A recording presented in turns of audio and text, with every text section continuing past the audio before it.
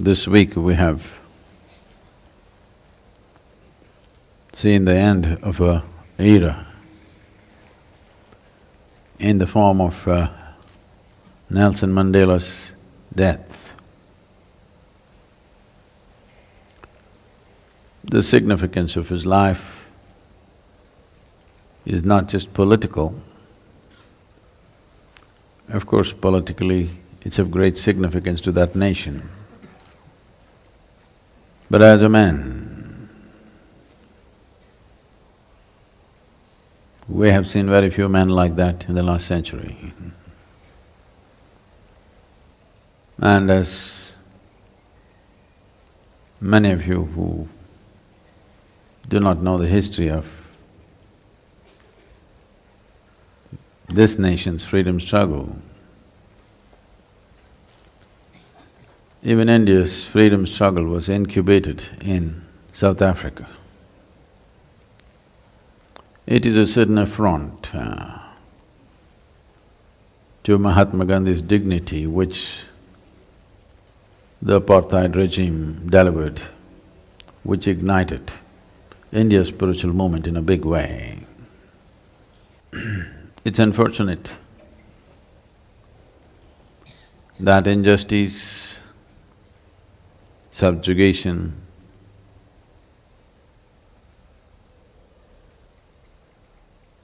and many levels of cruelty generates wonderful men.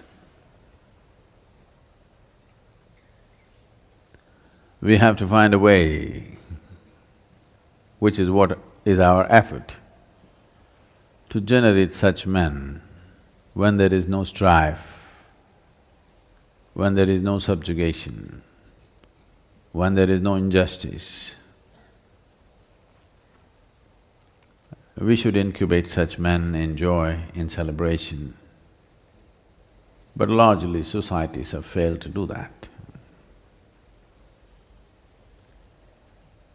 Because it's pain that becomes the most profound experience of most human life. Not joy, not love, not ecstasy, it's a pain.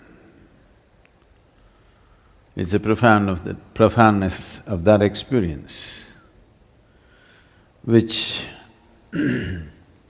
spawns men of rare qualities, of incredible strength and balance. Having gone through unspeakable levels of cruelty and injustice, in spite of that, not becoming bitter and hateful, this is the hallmark of Mandela, that he still lived laughing, joyful, not resentful.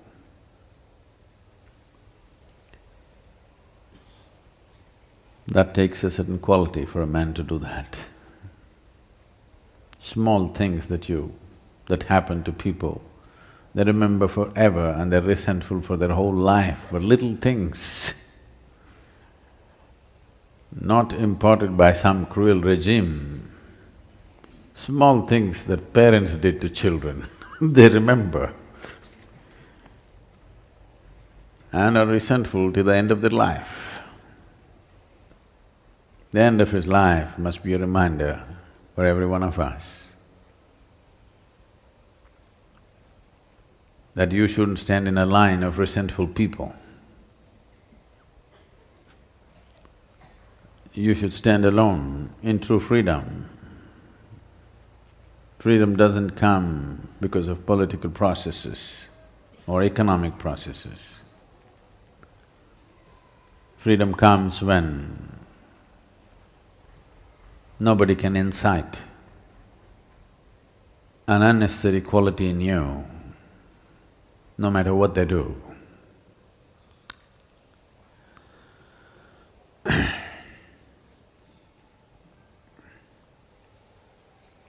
His eventful life has come to an end. It's for us to see that many more men like that are spawned on the planet.